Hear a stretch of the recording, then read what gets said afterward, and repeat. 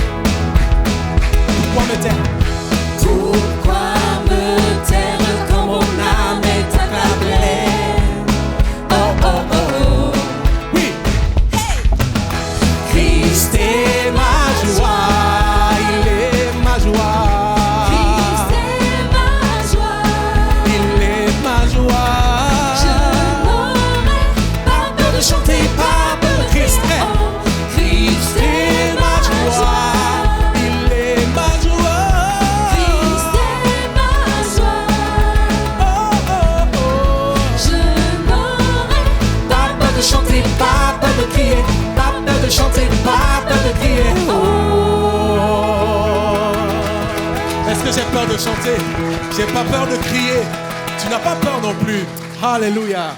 Nous avons un Dieu qui est bon et qui nous aime. Nous pouvons lui demander de régner en nous. Je vais inviter les frères qui ont été désignés pour partager le pain avec nous, de se rapprocher déjà et préparer les emblèmes. Pendant ce temps, nous allons chanter. Nous allons chanter. Jésus règne en moi, règne dans mon cœur, règne dans ma vie. Alléluia.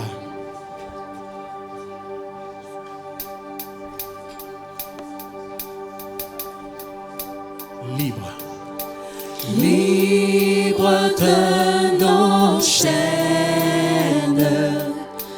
nous marchons vers toi. Ta souveraine, affermis nos pas, armés de lumière, couronnés d'éclat. Soyons sur la terre, messagers de joie.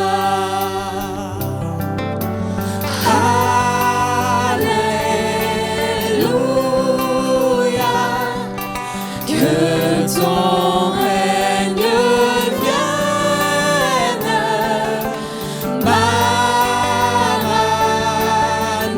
Maranatha, viens Jésus, règne en moi.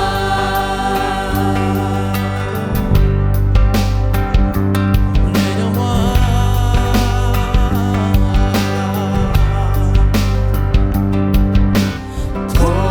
Proclamons sa grâce au creux de la nuit. Cherchons sa face. Recherchons sa face au cœur de sa vie. Célébrons Célébrons sa gloire. Bannissons la peur. Bannissons la peur. Chantons sa victoire. Chantons sa victoire. Jésus Jésus est vainqueur.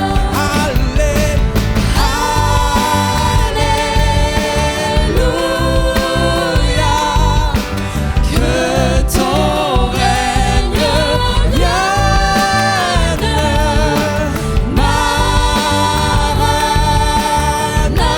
Maranatha, viens Jésus, règne en moi. Oh, alléluia. Alléluia, que ton règne vienne.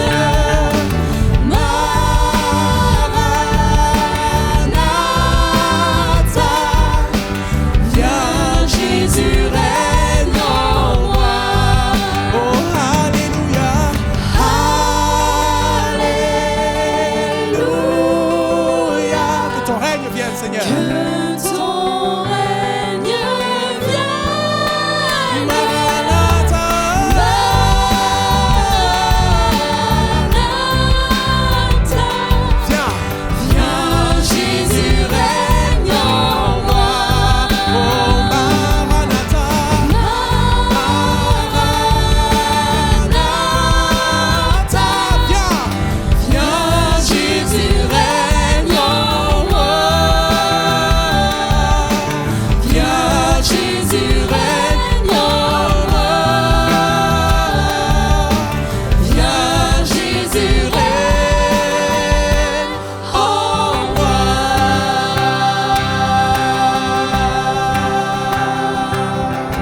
Alléluia. Alléluia. Alléluia. Viens régner en moi, viens régner en nous, Seigneur. Viens régner en nous, Seigneur. Mon frère, élève la voix pour bénir les emblèmes. Alléluia. Père éternel, Dieu bon et juste, merci pour cette grâce que tu nous fais de te connaître, toi le Dieu merveilleux. Merci pour ton sacrifice à la croix. Tu as donné ta vie afin que nous ayons la vie éternelle. Et Père, nous t'en sommes infiniment reconnaissants et nous te disons merci. Père, je te demande de bénir ce pain et cette boisson que nous allons prendre en mémoire de ce que tu as enduré, Seigneur. Apprends-nous à être des hommes et des femmes qui marchent dans la crainte de ta parole, Seigneur, dans la connaissance de ta parole, dans l'obéissance de ta parole. Que ce pain, cette boisson, Seigneur, nous aide à nous rappeler à chaque fois ce que tu as dû endurer à la croix, de Golgotha pour que nous ayons la vie en abondance en Jésus-Christ. Oui Seigneur, tu es la résurrection et la vie. Tu es la lumière qui éclaire nos ténèbres, nos vies. Tu es l'étoile qui brille le matin. Alors que à toi seul soit l'honneur et la gloire ce matin. Nous voulons t'adorer, nous voulons te louer, t'exalter parce que tu en es digne et tu es bon. Père, accepte notre louange et notre adoration de ce matin. Que cela trouve grâce à tes yeux, Père. Tu es fidèle et juste. Tu es bon, toi le bon berger. Merci pour ta grâce et ton amour. Amen. Dans un esprit de louange et d'adoration, n'hésite pas à élever ta voix. N'hésite pas à prier. Prie le Seigneur et bénis-le parce qu'il t'a sauvé. La Bible dit dans le Jean 3, verset 16, car Dieu a tant aimé le monde. Car il a tant aimé le monde. Il a tant aimé Gabriel. Il a tant aimé Janine. Il a tant aimé toi, mon frère, ma soeur. Tu peux mettre ton nom dedans. Il t'a tellement aimé qu'il a envoyé son fils. Et ce fils-là, c'est Jésus. Celui qui est mort à la croix pour toi. Celui qui te sauve et te délivre. Celui-là qui te donne la vie désormais. Une vie éternelle. Afin que quiconque croit en lui ne périsse point, mais qu'ils aient, que tu aies, que j'ai, que nous ayons la vie éternelle. La vie éternelle en Jésus-Christ. Reçois la vie ce matin. La vie que le Seigneur te donne. Élève ta voix en même temps. Je bénis ton nom, Seigneur. Je bénis ton nom, Jésus. Parce que nous sommes là pour toi. Seigneur, nous ne sommes pas là pour autre chose ou bien pour quelqu'un d'autre. Mais nous sommes là pour toi. Tu es le don, Seigneur, du ciel. Le don du ciel qui vient donner la vie. Qui donne la vie en abondance. Une vie qui ne tarit jamais. Seigneur, tu as montré cela à la femme prostituée, Seigneur, samaritaine, à qui tu as dit, la vie jaillira jusque dans l'éternité. Un fleuve d'eau vie. C'est un fleuve d'eau de vie, Seigneur, qui jaillit en nous. C'est ce que tu fais de nous aujourd'hui. Tu nous accordes cette vie en abondance pour que nous puissions rester devant ton trône, pour que nous puissions nous approcher de ton trône et dire gloire, gloire, gloire à l'Éternel. La terre est remplie de ta gloire. La terre et le ciel est rempli de ta gloire. Nous pouvons enfin nous approcher de ce trône de grâce. Ce trône de grâce, nous ne méritons pas, nous ne méritons rien. Mais par Jésus-Christ, tu nous donnes tout le mérite. Par Jésus-Christ, tu nous donnes tout le mérite. Alors reçois la louange parce qu'elle n'est pas à nous, elle est à toi. Elle est à toi seul. Sois loué et adoré, ô roi des rois, El Shaddai, Yahweh Jireh, Yahweh Rapha. Nous bénissons ton nom, Seigneur. Élève ta voix, mon frère, ma soeur, et bénis Jésus-Christ qui t'aime. Élevons la voix tous ensemble, même s'il le faut, mais d'un cœur à cœur. Connecte-toi à Jésus-Christ ce matin. Tu n'es pas là pour rien, tu es là pour l'honorer. Honore Jésus. Alléluia. Élève ta voix, bénis. Bénis Yahweh, bénis Yahweh. Seigneur, merci encore pour cette grâce que tu nous fais d'être dans ta maison, Seigneur. De pouvoir nous réunir, Seigneur, pour élever ton nom, Seigneur, pour t'offrir un culte, mon Dieu, qui t'est agréable. Seigneur, je te bénis pour les cœurs, Seigneur, pour les mains qui ont pu donner.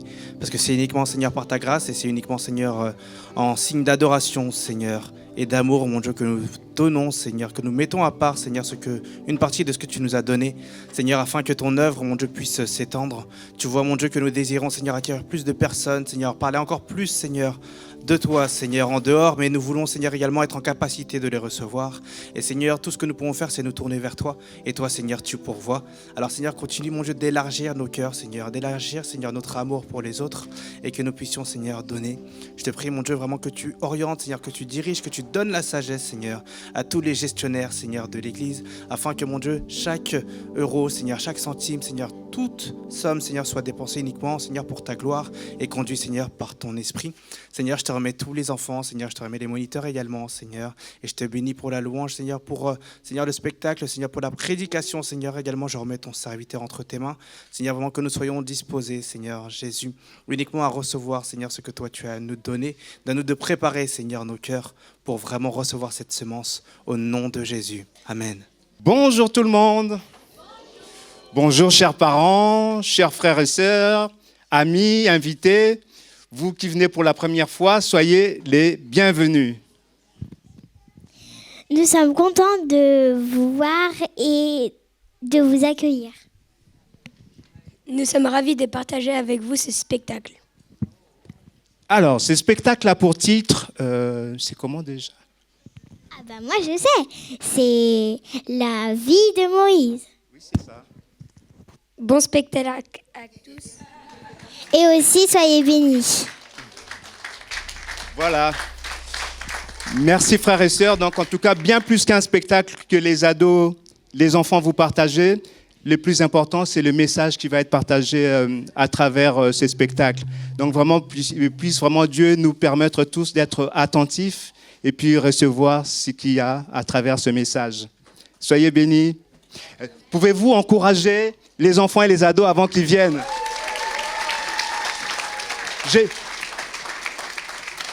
Je ne sais pas s'ils ont entendu. Est-ce que vous les avez entendus?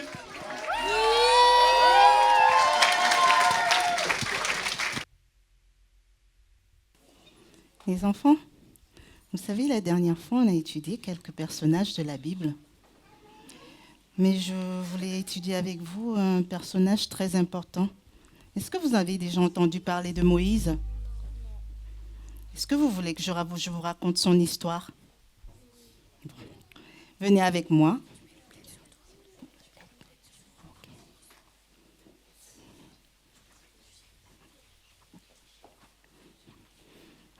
Allez, on va pouvoir s'asseoir les enfants. Tu t'assois près de moi? Sur le côté.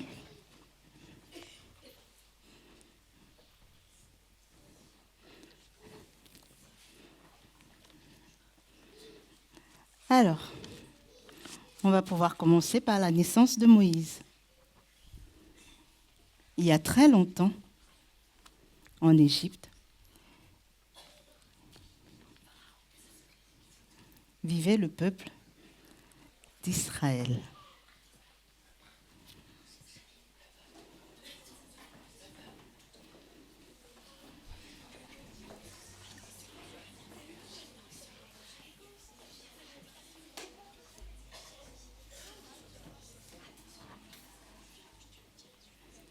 Mais les Israélites n'étaient pas libres. Ils étaient esclaves du roi d'Égypte qu'on appelait Pharaon.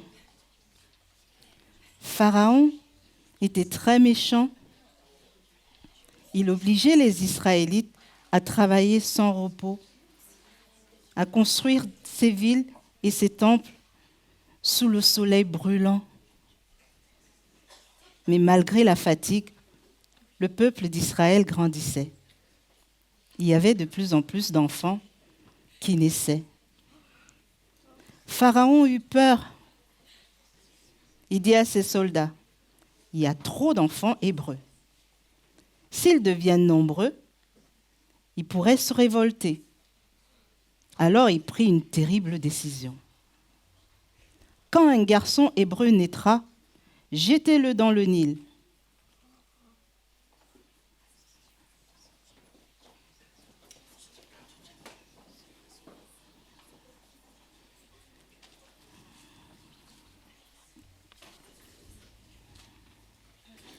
Un jour, une jeune femme d'Israël eut un bébé. C'était un petit garçon, beau comme un rayon de soleil. Elle l'aimait de tout son cœur. Elle murmura, « Je veux le protéger, je ne veux pas qu'il soit pris. » Alors pendant 3 mois, elle le cacha dans sa maison. Mais le bébé grandissait. Et il pleurait fort. La maman eut une idée courageuse. Elle prit un panier de roseaux, le rendit étanche avec de la boue et de la résine et y déposa doucement son bébé. Elle embrassa son front et dit, « Que Dieu veille sur toi, mon enfant. » Puis elle posa le panier sur les eaux du fleuve Nil et le laissa partir lentement en priant.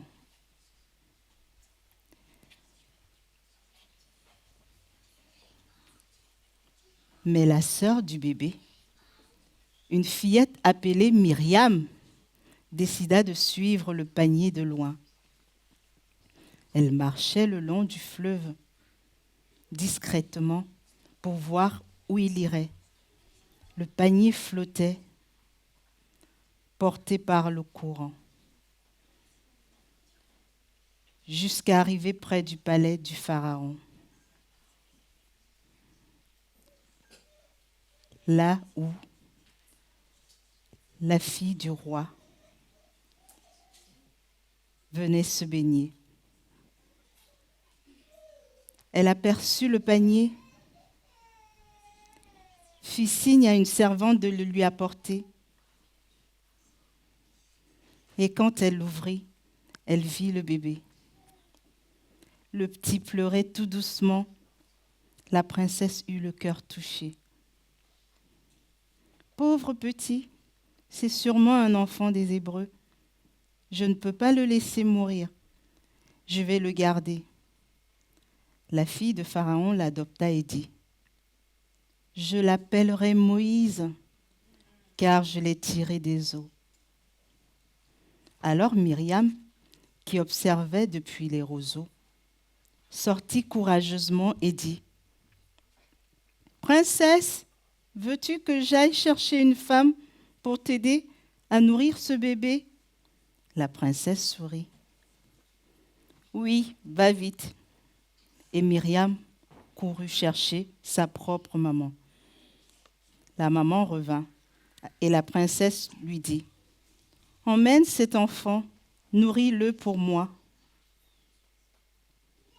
et tu me le rendras quand il sera un peu plus grand. » Quelle joie pour la maman. Dieu avait protégé son enfant. Quand l'enfant grandit,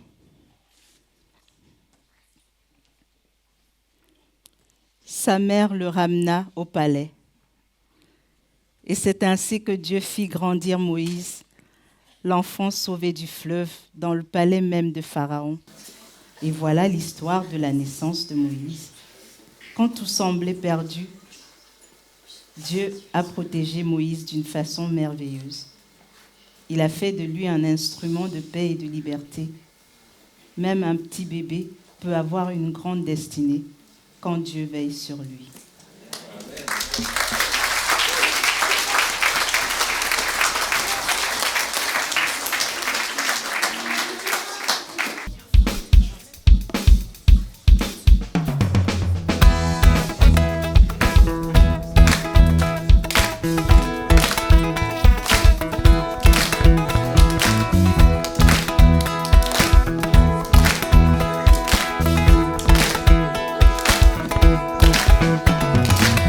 Avant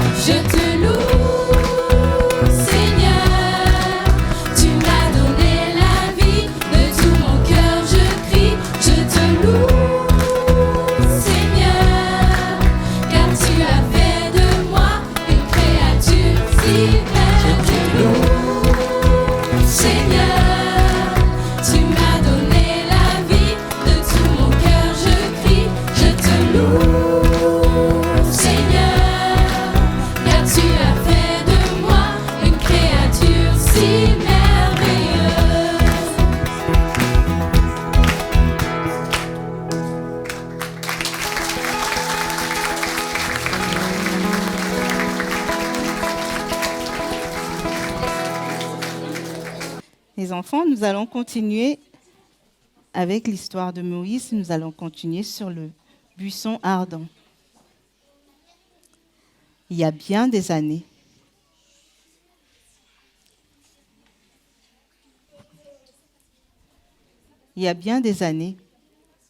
après avoir grandi dans le palais du Pharaon, Moïse avait dû quitter l'Égypte. Il vivait maintenant très loin dans le désert, paisible et simple, gardant les moutons de son beau-père Jéthro. Chaque jour,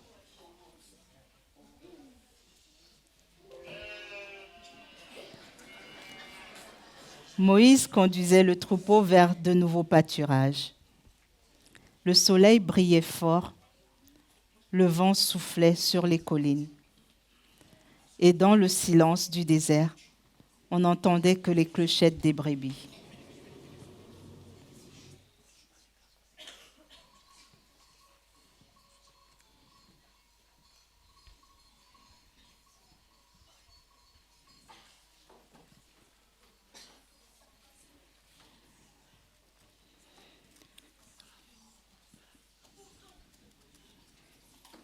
Un jour, Moïse arriva au pied d'une montagne appelée Horeb, la montagne de Dieu. Et là, soudain, quelque chose d'étrange attira son regard. Au loin, Moïse aperçut un buisson qui brûlait. Les flammes dansaient tout autour, mais le buisson ne se consumait pas. Moïse dit, « Quel spectacle étrange! Je vais m'approcher pour voir pourquoi le buisson ne brûle pas. » Moïse s'avança doucement, curieux et prudent. Mais alors, une voix se fit entendre du milieu du feu. « Dieu, Moïse, Moïse. » Moïse dit, « Me voici. » Dieu, n'avance pas plus près. Ôte tes sandales, car le lieu où tu te tiens est une terre sainte. Dieu poursuivit, je suis le Dieu de ton père, le Dieu d'Abraham, d'Isaac et de Jacob. Alors Moïse se couvrit le visage, car il avait peur de regarder Dieu. Et Dieu dit, j'ai vu la souffrance de mon peuple en Égypte. J'ai entendu leurs cris et je connais leur douleur. Je suis descendu pour les délivrer. Et maintenant, Moïse, c'est toi que j'envoie vers Pharaon.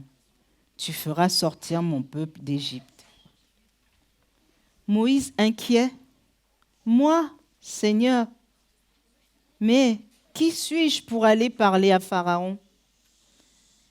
Dieu dit, ne crains rien, je serai avec toi. Et voici le signe, quand tu auras fait sortir le peuple d'Égypte, vous me servirez sur cette montagne. Mais Moïse hésitait encore. Seigneur, et si le peuple me demande ton nom, que dirai-je? Alors Dieu répondit avec force et douceur. Tu leur diras, je suis celui qui suis. Dis-leur, je suis, m'a envoyé vers vous. Moïse sentit la chaleur du feu, le souffle du vent sur son visage, et une paix profonde remplit son cœur. Il comprit que Dieu lui confiait une mission très importante, libérer son peuple. Quand Moïse baissa les yeux, le feu s'éteignit, doucement. Le buisson était toujours là, intact. Moïse remit ses sandales,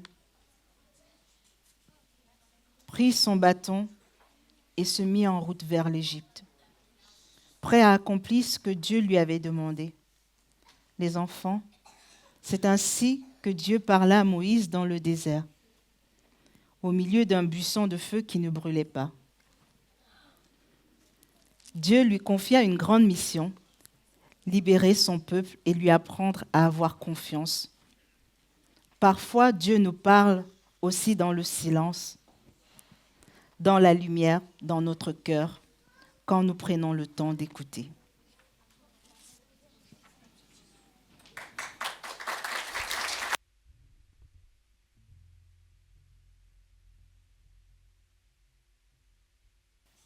Les enfants, on va continuer avec les 10 plaies d'Égypte. Moïse arriva au palais du Pharaon.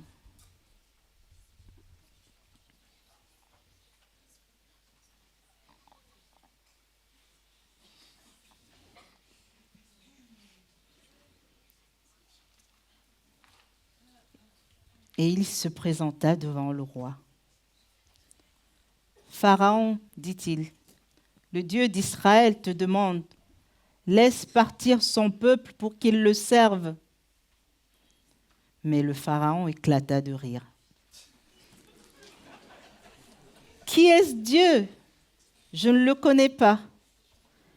Les Israélites resteront mes esclaves. » Et il fit signe à ses esclaves de chasser Moïse.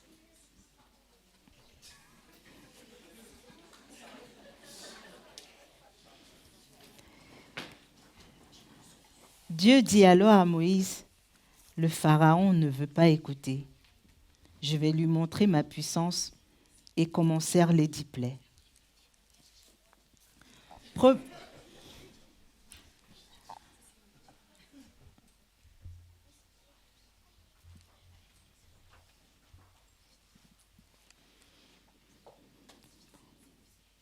Première plaie, l'eau changée en sang.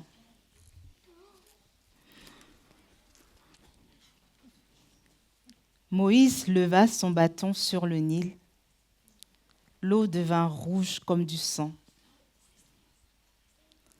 Les poissons moururent et personne ne pouvait plus boire. Mais le Pharaon refusa encore. « Non, je ne céderai pas. »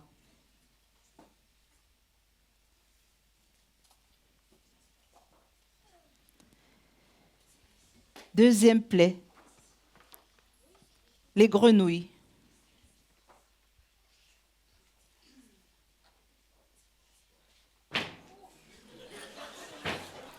Soudain, des grenouilles sortirent de l'eau et sautèrent partout, dans les lits, les casseroles, les maisons, même sur le trône du Pharaon. Le Pharaon supplia « Moïse, prie ton Dieu pour que les grenouilles s'en aillent et je laisserai ton peuple partir. » Moïse pria. Les grenouilles disparurent. Mais dès qu'elles furent parties, le Pharaon changea d'avis. Troisième plaie, les moustiques.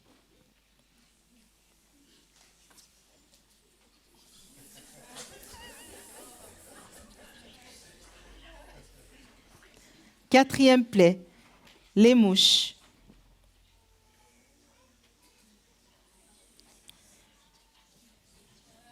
Le sol se couvrit des moustiques, puis des mouches. Elles piquaient, bourdonnaient et entraient partout. Mais le Pharaon resta obstiné. Il refusa encore. Cinquième plaie, la maladie des animaux.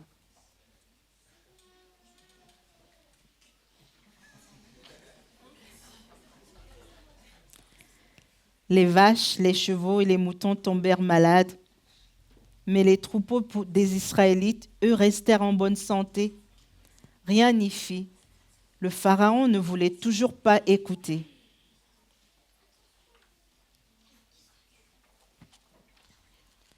Sixième plaie, les plaies sur la peau.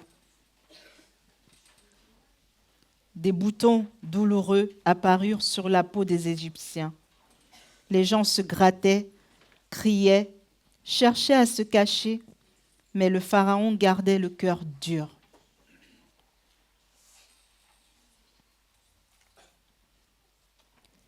Septième plaie, la grêle et le feu.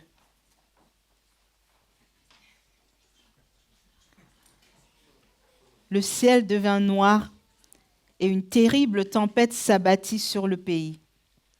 La grêle et le feu tombaient du ciel en même temps. Les arbres furent brisés, les champs détruits. Le Pharaon eut peur et appela Moïse. « Arrête la tempête, je promets de vous laisser partir. » Moïse pria. La grêle s'arrêta. Mais encore une fois, le Pharaon ne tint pas parole. Huitième plaie, les sauterelles.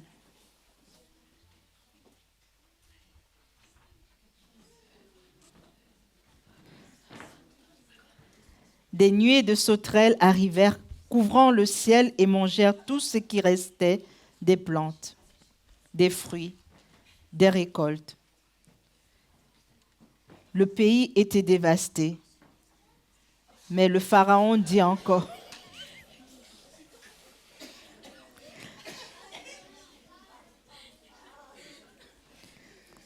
Non, je ne les laisserai pas partir. »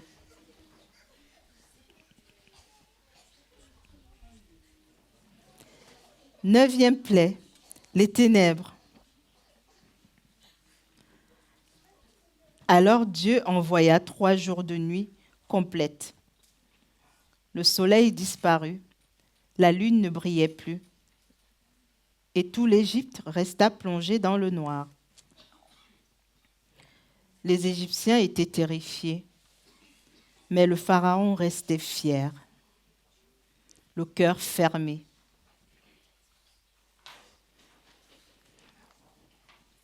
Dixième plaie. La plus terrible enfin, Dieu annonça une dernière plaie. Cette fois, elle serait si dure que le Pharaon finirait par comprendre. Et c'est ce qui arriva. Cette nuit-là, un grand cri monta dans tout l'Égypte. Alors le Pharaon appela Moïse. Sa voix était tremblante, triste. « Va, Moïse, pars avec ton peuple. Allez, servez votre Dieu et bénissez-moi aussi. »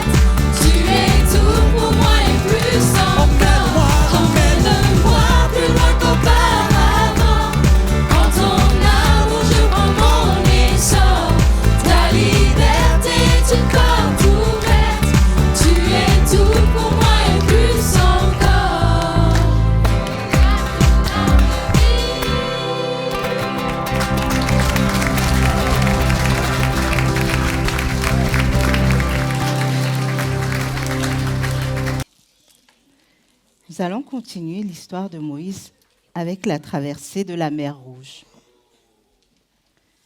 Le peuple partit joyeux. Il chantait, il riait, il remerciait Dieu. Merci Seigneur, nous sommes libres. Mais bientôt, quelqu'un les rattrapa. De loin, on entendit un grondement. Des chars, des chevaux, des cris. C'était le Pharaon. Il avait changé d'avis et venait les poursuivre. Moïse, cria le peuple, le Pharaon arrive, nous allons être pris. Moïse leva les yeux vers le ciel. Seigneur, que devons-nous faire? Et Dieu répondit dans son cœur, ne crains rien. Moïse, lève ton bâton et la mer s'ouvrira devant toi. Alors Moïse avança jusqu'au bord de la mer.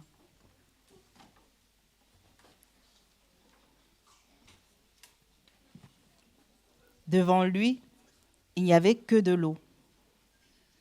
Et derrière lui, l'armée du Pharaon. Moïse leva son bâton bien haut. Et soudain, le vent se mit à souffler très fort. Les vagues se soulevèrent et la mer s'ouvrit en deux. Le peuple d'Israël passa au milieu de la mer, sur un chemin de sable sec. Dieu les protégeait. Une grande colonne de nuée se plaça entre eux et les soldats du Pharaon.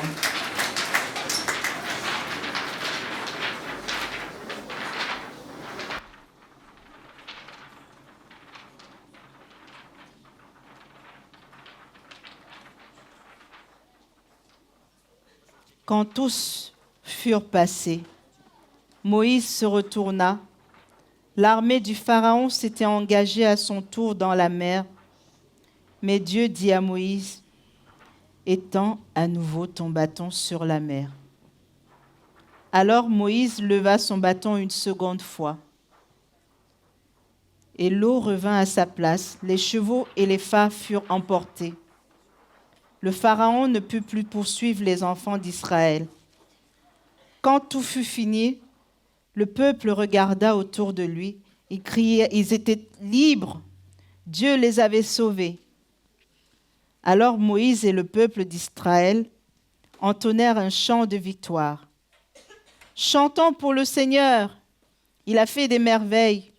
Sa puissance nous a libérés. Tous reprirent en chœur en dansant sur le sable. Ils savaient maintenant que Dieu était avec eux et qu'avec lui, même la mer pouvait s'ouvrir.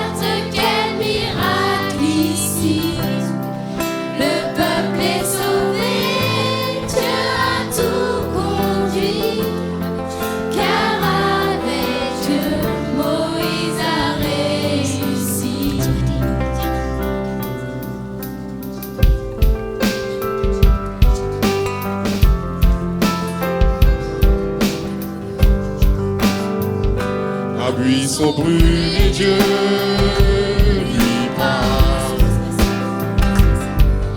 Va libérer mon peuple, ne crains pas. Avec son bâton, Moïse marche. Car Dieu puissant est toujours là. Avec Dieu, Moïse a réussi. La mer s'est ouverte, quel miracle ici. Le peuple est sauvé, Dieu a tout conduit. Car avec Dieu, Moïse a réussi. Dieu est fort, Dieu est fort, Dieu est grand, Dieu est grand. il nous guide à chaque instant. Chaque instant, Dieu est fort, Dieu est fort, Dieu est grand, Dieu est grand. il nous guide à chaque instant.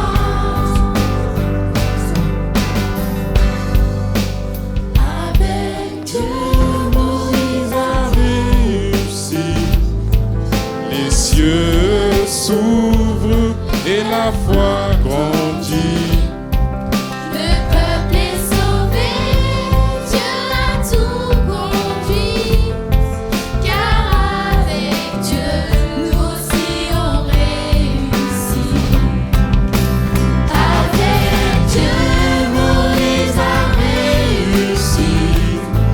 La mer s'est ouverte, quel miracle ici. Le peuple est sauvé, Dieu a tout conduit. Car avec Dieu, Moïse a réussi.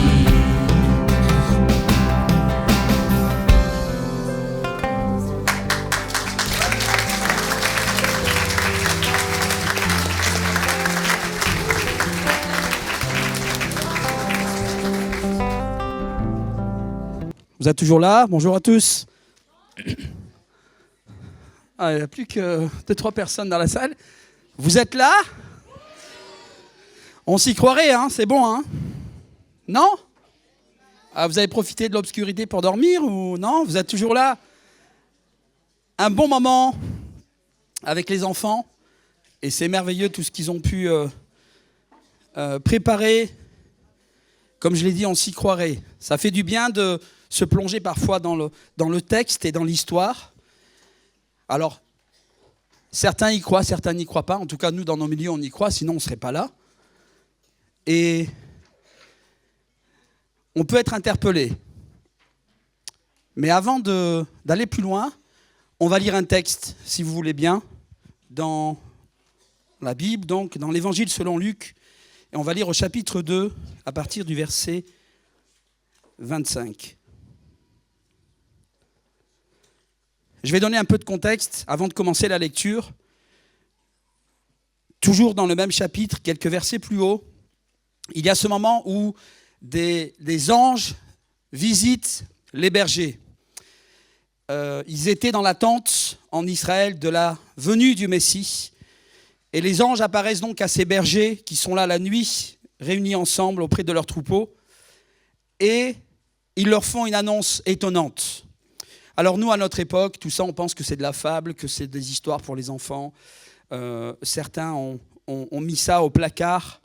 Et pourtant, c'est tellement réel. Et toutes ces histoires, tous ces récits ne sont pas là juste pour nous occuper ou pour faire des contes pour les enfants. Bien au contraire, ce sont des récits d'événements qui se sont véritablement passés. Et les anges donc interpellent les bergers de cette manière. Et ils leur disent, n'ayez pas peur. Et il n'y a rien d'étonnant parce qu'on ne voit pas des anges tous les matins. Je ne sais pas pour vous, mais moi, ça ne m'arrive pas. Et donc, certainement que les bergers ont été stupéfaits de voir des anges là qui leur apparaissent.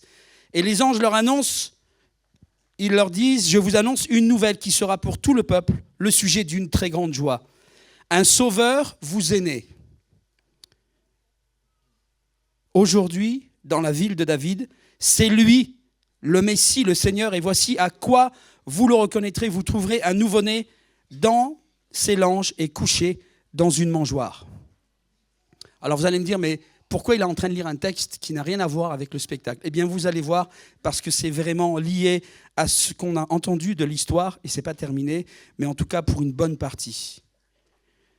Tout à coup apparut aux côtés de l'ange une multitude d'anges de l'armée céleste qui chantaient les louanges de Dieu en disant « Gloire à Dieu au plus haut des cieux et paix sur la terre aux hommes qu'il aime ». Pas aux hommes qu'il aime, mais aux hommes qu'il aime. Donc que Dieu aime. Quelques versets plus loin, Marie, maman de Jésus, et Joseph, son fiancé, vont au temple comme la tradition le voulait pour que Jésus soit circoncis. Et là, c'est le texte principal sur lequel j'aimerais qu'on donne de l'attention. Et donc, on arrive au verset 25 du même chapitre 2 de Luc. Écoutez bien. Il y avait alors à Jérusalem un homme appelé Siméon. C'était un homme droit et pieux. Il vivait dans l'attente du salut d'Israël. Et le Saint-Esprit, l'Esprit de Dieu reposait sur lui. L'Esprit Saint lui avait révélé qu'il ne mourrait pas avant d'avoir vu le Messie, l'envoyé du Seigneur.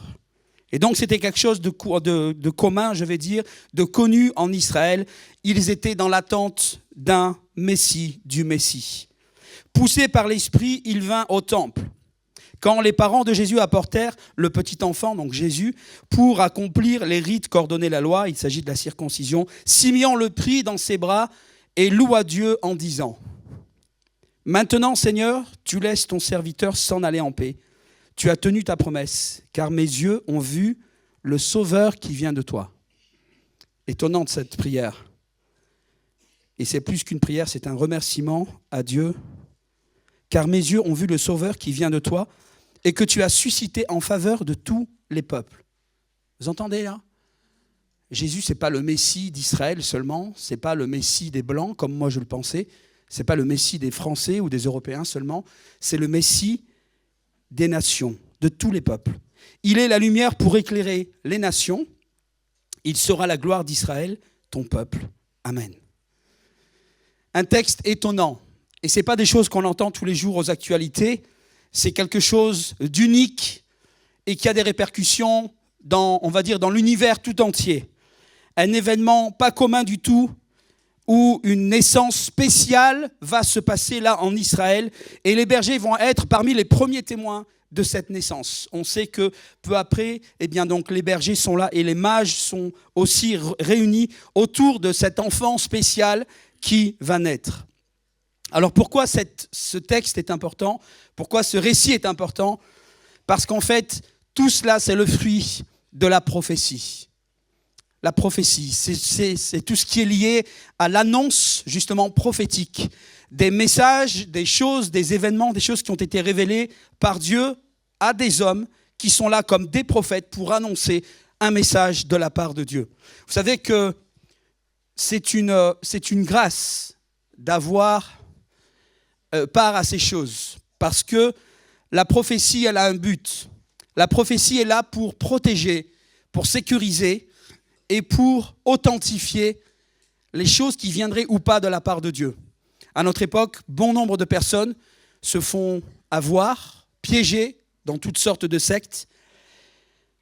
Mais la démarche que Dieu propose dans la Bible, elle est tout autre. Et l'élément clé que Dieu utilise, c'est la prophétie. Pourquoi ? Parce que vous êtes fiable seulement si la chose que vous annoncez se réalise. Vous êtes avec moi ? Si on vous annonce des choses, on vous vend un produit, on vous le vante, on vous dit c'est la meilleure machine, vous n'en trouverez pas une autre, c'est ma machine, c'est la meilleure de toutes. Alors vous allez peut-être être convaincu par l'argumentaire là, du représentant, et puis vous allez l'acheter. Et puis vous vous rendez compte qu'au bout de 3 semaines ou 3 mois, la machine elle ne vaut rien du tout. Il y a eu de belles paroles, mais elles n'étaient pas accompagnées d'un résultat derrière. On a été trompé, on a été dupé. Et en matière de foi, c'est important de ne pas être trompé. Parce qu'il s'agit de notre vie. Eh bien, nous les humains, on n'a pas à subir la vie, on n'a pas à subir les assauts des religions, des croyances et de toutes sortes de folies qui peuvent prendre place autour de nous. Non, il y a cette chose que Dieu a mis devant nous, devant l'humanité, devant les hommes, c'est la parole prophétique, la prophétie. Et là, il s'agit de la naissance du Messie, c'est-à-dire Jésus-Christ. Ce Jésus, il a été annoncé, et je ne vais pas m'étendre là-dessus parce que ce n'est pas le sujet central ce matin, mais ce Jésus, par exemple, a été annoncé 700 ans avant qu'il arrive par le prophète Ésaïe. Et plusieurs autres prophètes ont annoncé, directement ou indirectement, la naissance du Sauveur, la naissance du Messie, le salut d'Israël, mais aussi le Messie des nations.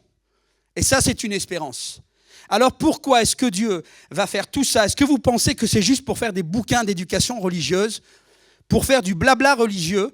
Si tout ça, ça n'a pas de sens concret, pratique dans la vie des êtres humains, à notre époque, en 2025, à quoi bon? Et moi, le premier, je perdrai mon temps ici à vous parler. Mais c'est parce qu'on a expérimenté cette puissance de ce Dieu-là dans la Bible qu'on peut ici se tenir et parler en tant que témoin. Oui, je suis témoin. J'ai vécu. Moi, dans tel et tel domaine de ma vie, j'ai vu la main de ce Dieu-là, auquel j'étais peut-être réfractaire avant. Mais j'ai eu besoin de preuves, j'ai eu besoin de confirmation. Je voulais voir si ce qui était annoncé là-dedans, eh bien, c'était réel. Et ça a été le cas pour la plupart de ceux qui sont là. On a été obligé de mettre à l'épreuve les paroles de ceux qui sont venus vers nous, comme des représentants. Oui, tu sais, Jésus ci, Jésus ça, la Bible ici, et les disciples et les machins, tout ça c'est beau. Mais s'il n'y a pas du concret dans ma vie, c'est du vent, c'est du blabla religieux, vous comprenez? Et le blabla religieux ne change rien à la vie des humains. Par contre, s'il y a vraiment un Dieu derrière ces paroles, alors ça vaut le coup. Et c'est pour ça qu'on n'est pas dénué d'intelligence. Dieu a donné de l'intelligence aux humains. Et en dehors de la démarche religieuse de subir et puis de répéter des choses qu'on ne comprend même pas et qui ne servent à rien parce que ça ne nous change pas, eh bien on a la possibilité de parler à cet être, à ce Dieu. S'il y en a un, eh bien qu'il s'adresse à moi. Et ça a été le cas de milliers et de milliers d'hommes et de femmes sur la planète qui, un jour, ont fait cette démarche à cause d'un ras-le-bol de circonstances difficiles. Ils ont crié à ce Dieu, si tu existes, si tu es vivant, alors révèle-toi à moi. Et d'une manière ou d'une autre, eh bien Dieu s'est révélé. Et ça a été le début d'une marche avec ce Dieu-là. Pour moi, ça fait 35 ans. Et jamais je ne regretterai ce que j'ai fait. Parce que chaque jour, quand je vis et quand je marche avec Dieu, c'est comme si j'avais rencontré Jésus hier. Vous m'entendez? Parce que c'est quelque chose de frais, ça ne se périme pas. Au contraire, ça se renforce, ça se fortifie chaque jour un peu plus. Alors là, ce texte-là est l'accomplissement de dizaines de paroles prophétiques, d'annonces prophétiques. Et si Dieu prend tant d'efforts, les amis, pour que nos yeux soient concentrés, focalisés sur la naissance d'un Messie, c'est parce que c'est important et ça a de l'importance pour nos vies. Ce n'est pas une option, ce n'est pas un luxe. Nous sommes de passage ici-bas sur cette terre et il faut qu'on ait fait le nécessaire pour prendre notre passeport pour l'au-delà. C'est une réalité. Alors on peut pavaner, on peut rire, on peut se moquer, on peut blasphémer, on peut faire toutes sortes de choses. Mais quand on est face à la mort, les choses deviennent complètement différentes. Eh bien, c'est peut-être face à la mort qu'un jour, il faudra que tu te positionnes et que peut-être tu cries à ce Dieu-là, si tu existes, si c'est vrai que tu es là, alors vas-y, fais quelque chose. Et il agira. Amen. On est en période de Noël, on a un spectacle avec des enfants magnifiques, un spectacle de Noël, et puis on a Moïse. Moi, je parlais avec ma femme, j'étais un peu... J'ai dit, qu'est-ce qui vient faire Moïse ici, là, dans Noël, en fait? Hein? Moïse, c'est pas Noël. Moïse, c'est Jésus, la naissance de Jésus, là, les bergers. Là, on était dans le thème, quoi. Mais, en fait, c'est ce qui est merveilleux avec la parole de Dieu, avec la Bible, c'est que c'est un trésor. Et vous ne pouvez pas juste survoler la Bible. C'est un puits sans fond, et il y a tellement de richesses et de trésors à découvrir, mais il faut creuser, il faut du temps. Alors oui, Moïse fait partie du spectacle de Noël. Vous êtes avec moi? Il y en a qui font ouf devant. Moïse est à fond dans le thème. Vous savez pourquoi? Parce qu'en fait, Moïse, il est ce qu'on appelle une figure. Il est la figure de l'Ancien Testament. Il est la figure qui représente Christ, Jésus. En théologie, on appelle ça un type. Moïse est le type de Christ. Type, pourquoi? Parce qu'en fait, il est comme quelque chose qu'on a essayé d'esquisser et qui annoncerait quelque chose de plus grand, de plus beau, de plus parfait. Alors Dieu a envoyé Moïse dans l'histoire du peuple d'Israël, non pas parce qu'Israël était le meilleur des peuples, mais Dieu a pris un échantillon des peuples, des nations, avec qui il a vécu quelque chose.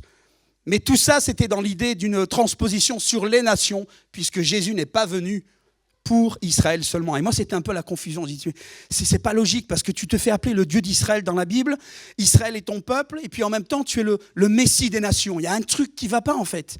Mais non, ce n'est pas une contradiction, au contraire. Ce n'est pas une contradiction. Mais Dieu a voulu montrer un exemple, un modèle à toute l'humanité en donnant de l'attention particulière à un peuple.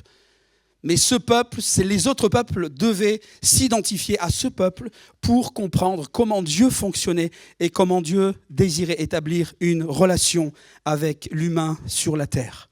Vous êtes toujours avec moi ?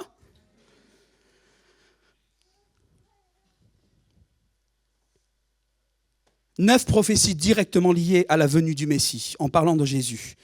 Plus de 20 annonces concernant les nations, le salut pour les nations, c'est-à-dire tous les pays sur toute la planète. Ce n'est pas réservé à un peuple ou à un groupe particulier. Alors pourquoi Moïse ? Dans Moïse, on retrouve des parallèles étonnants, des points de ressemblance, où on a Moïse dans l'Ancien Testament, Jésus dans le Nouveau Testament, mais en fait, si vous regardez, on ne va pas faire l'étude ce matin, ça serait long, mais il y a de nombreux parallèles qui nous interpellent sur la vie de Moïse et la vie de Jésus. Les circonstances de la naissance, par exemple, juste pour citer cela, Moïse, on a entendu qu'il était en danger. Et il a été mis dans un panier pour être sauvé, pour être protégé, gardé de la mort. Eh bien, Jésus, à son époque, de la même manière, à cause d'un édit du gouverneur qui allait faire tuer tous les premiers-nés, eh bien, Dieu a demandé par l'intermédiaire d'un ange à Marie et à Joseph de quitter le pays et de se rendre en Égypte. En Égypte, tiens, encore étonnant, un autre deuxième parallèle. Il y a une relation étroite entre la vie de Moïse et la vie de Jésus. Et ça, c'est pas pour rien, les amis. C'est pas anodin. C'est voulu parce que ce sont des éléments prophétiques, symboliques, qui sont là encore pour montrer que Dieu, dans sa sagesse, avait prévu quelque chose. Il avait prévu. Vous savez, prévu. Dans prévu, il y a deux particules. Il y a pré et vu. Vu du verbe voir et pré avant. Donc, c'est en cela que Dieu est grand dans sa science, parce que Dieu a vu et il sait d'avance les choses qui vont se passer. Et Dieu, au travers de ce peuple d'Israël et d'un homme qui s'appelle Moïse, eh bien, il va écrire une histoire pour interpeller les nations et leur dire, voilà mon plan, mes enfants, ce que je fais à la dimension d'un peuple, c'est ce que je veux faire à la dimension de l'humanité tout entière. Et je vous envoie un sauveur en Israël pour un peuple en esclavage auprès de Pharaon.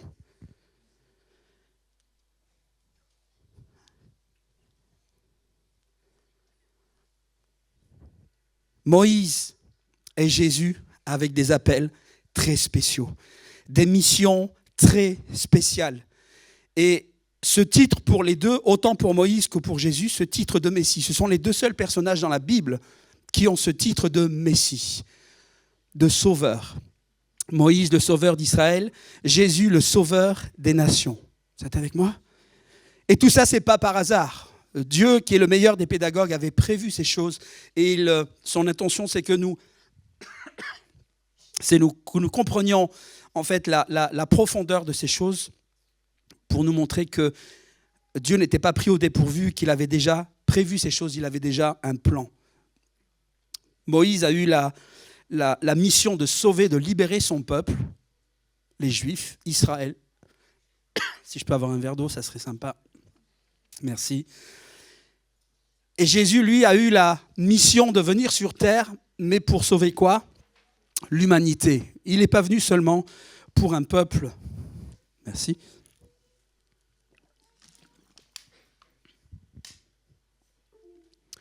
Jésus est venu pour sauver les nations, pour sauver l'humanité.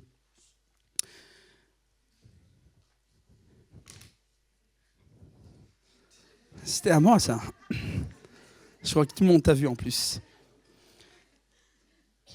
Et pour ceux qui connaissent un peu la Bible, on sait l'importance de Moïse dans la tradition juive, dans la tradition hébraïque, puisqu'il est le père des Juifs. Il est le patriarche des patriarches. Moïse qui est la figure de l'Ancien Testament et la figure de la loi. Et Jésus qui représente, lui, le Nouveau Testament et qui représente la grâce. Vous êtes avec moi? Et tout ça, ce n'est pas un hasard. Parce qu'en même temps, dans ce plan-là, Dieu montre qu'il y aura une phase dans l'histoire de l'humanité où il va utiliser la loi pour montrer aux hommes que même avec la loi, on ne peut pas plaire à Dieu. Et il annonce son plan avec le Sauveur qui va venir, qui sera le Sauveur des nations, pas seulement d'Israël, et qui apportera la grâce auprès des nations pour les sauver. Alors oui, c'est un parallèle incroyable que nous voyons tout au long de l'histoire du peuple d'Israël avec Dieu dans sa relation. Et cette histoire qui est dépeinte, eh bien, elle est l'image d'un plan encore plus grand, plus beau et plus parfait que Dieu veut faire à la dimension de l'humanité. Alors vous avez vu tout à l'heure, je ne sais plus où je l'ai mis, je ne suis pas parti avec le... Elle est dessous? Ah, elle est bien cachée. Je vais terminer là-dessus. Vous voyez? C'est quoi qu'on voit là sur cette image? Une porte, c'est tout? C'est quoi, de la fraise dessus? La confiture? Du sang, hein? Du sang. Eh bien, tout converge ici. Dans le message de l'Ancien Testament avec Moïse, où vous vous souvenez la nuit où Dieu va libérer le peuple d'Israël, il va être demandé à Moïse et au peuple de prendre un agneau, de l'immoler et de mettre le sang sur les montants et les linteaux des portes de chaque maison d'Israël. Et sur chacune des maisons où le sang a été apposé, lorsque l'ange de la mort passe, il ne rentrera pas dans les maisons où il y a le sang. Les occupants et les premiers-nés de chaque maison où il y a le sang seront gardés de la mort. Et donc à l'époque de Moïse déjà, l'annonce de Jésus, elle est prophétiquement annoncée de façon symbolique, par les montants, les linteaux et le sang surtout qui va être apposé, qui va être demandé au Moïse d'apposer sur les montants et les linteaux des portes, et de cet agneau qui prophétiquement, symboliquement va être demandé à chaque famille d'acheter et de sacrifier. Chaque famille devra sacrifier un agneau et en prendre le sang. Eh bien cet agneau qui va être pris par chaque famille en Israël représente l'agneau parfait de Dieu, celui dont Jean-Baptiste a dit « Voici l'agneau de Dieu » en voyant Jésus venir, qui lui est l'agneau parfait.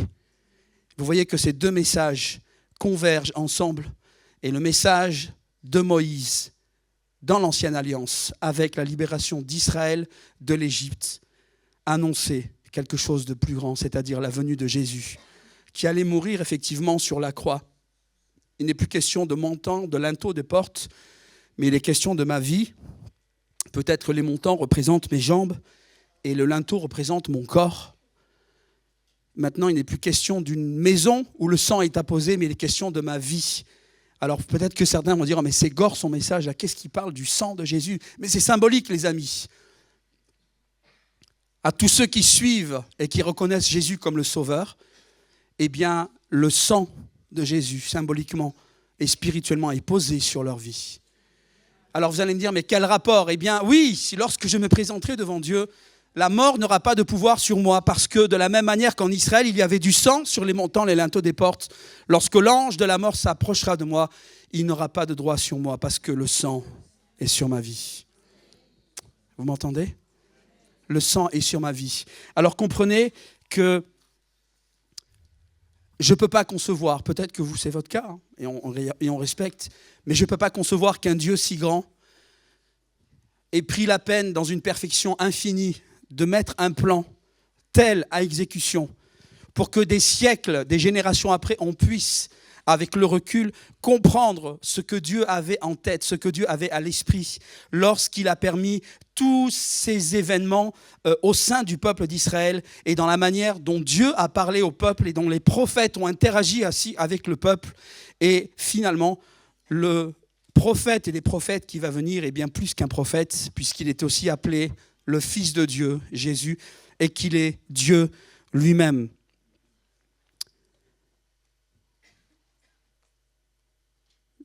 ce même sang qui a été posé en Égypte. C'est ce même sang qui est appelé à nous sauver. Alors Moïse, oui, a vaincu Pharaon et il a libéré Israël de la coupe de Pharaon.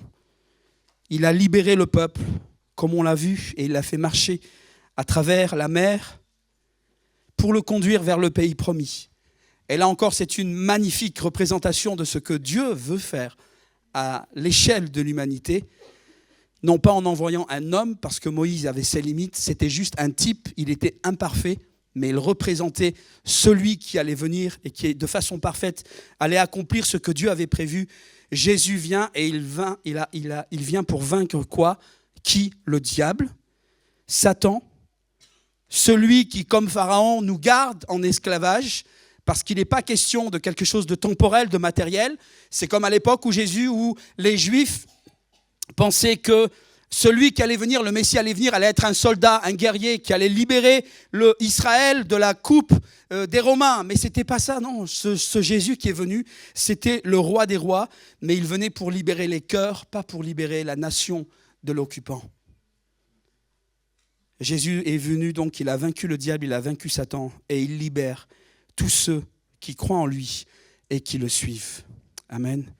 Et son sang est apposé sur chacune des vies. Alors que vous puissiez méditer, réfléchir sur ces choses-là, pour ceux qui ont déjà le privilège d'avoir expérimenté Dieu et sa puissance dans vos vies, eh bien, alléluia, et continuez de le vivre. Et qu'à ceux qui n'ont pas encore fait cette démarche, ou en tout cas cette expérience, eh bien, tendez l'oreille et ouvrez vos cœurs, parce que ce Dieu-là n'a pas permis toutes ces choses-là pour rien. Il est vivant encore de nos jours et il agit. Amen. Et chacune des prophéties annoncées s'accomplit et s'accomplira encore jusqu'à son retour qu'il a prévu bientôt. Amen. Alléluia. Merci Seigneur pour ta parole. Merci parce qu'elle est vivante, elle est agissante. C'est elle qui a changé nos vies. Seigneur, c'est toi qui nous a convaincus, ce ne sont pas des hommes. Alors merci pour ce matin encore, ce que nous avons pu voir, entendre, pour ta parole et pour ce qui va suivre encore. Merci pour ta présence, merci pour ta protection sur chacun de nous, pour chacune des familles représentées ici, pour les amis nouveaux qui nous ont visités ce matin, que ton esprit les bénisse en retour au nom de Jésus. Amen. Alors on continue, le spectacle c'est pas terminé, c'est bientôt fini, mais il reste un dernier passage. Et ça, c'est le propre de nous, les êtres humains. Parce que malgré la bonté de Dieu, malgré ses efforts et tout ce qu'il a mis en place pour manifester son amour, et on l'a vu là au travers de la scénette, eh bien vous allez voir maintenant dans la suite la démonstration de notre cœur en fait, de notre cœur humain qui en fait n'est jamais content et qui est toujours en train de se plaindre. J'en dis pas plus, je vous laisse apprécier, que Dieu vous bénisse. Le peuple d'Israël a quitté l'Égypte. Ils ont vu la mer s'ouvrir, Dieu les a sauvés. Mais maintenant, ils marchent dans le désert. Et dans le désert, il n'y a ni clim, ni réseau, ni Uber Eats. J'en peux plus. On marche, et toujours du sable. Non mais sérieux Moïse, t'es sûr qu'on n'a pas pris mauvais GPS? Parce que là, c'est le mode perdu dans le désert activé à fond.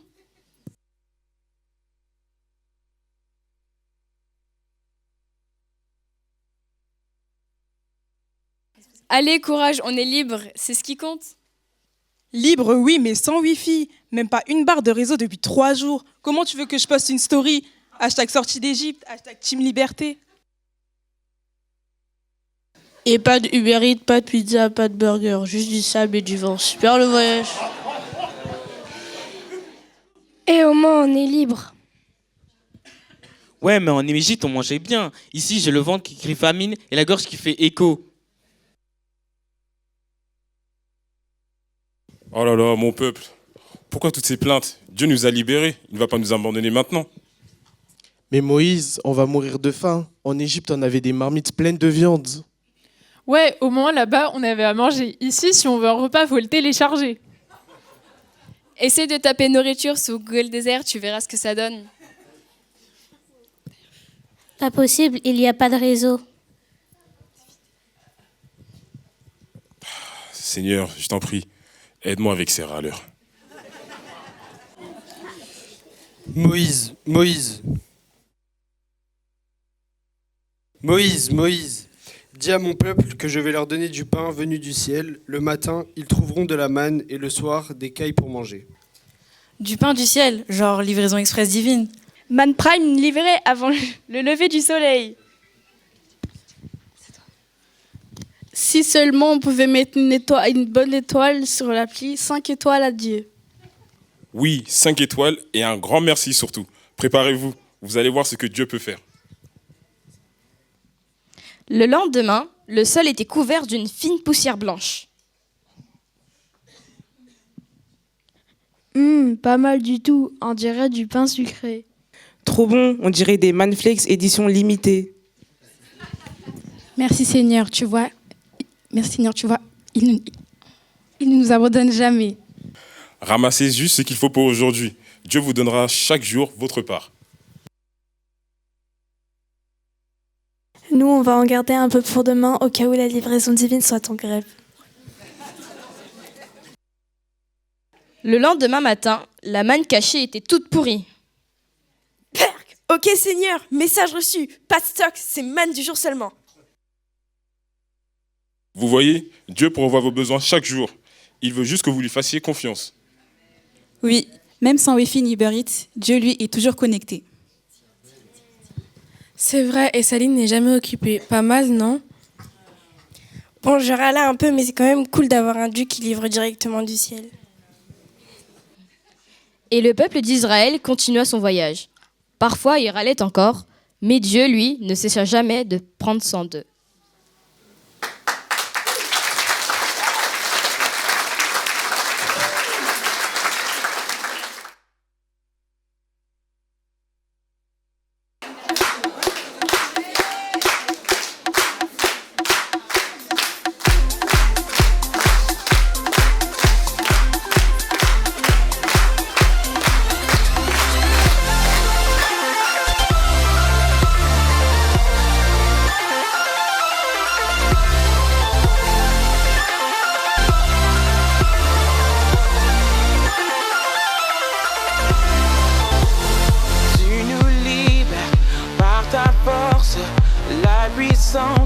De ton esprit, par cette grâce, je peux vivre, car Jésus, tu m'as franchi. Non, rien ne pourra m'arrêter, non, rien ne pourra me lier, car Jésus m'a libéré, vraiment libéré. Je t'exalterai, de tout mon être te louerai.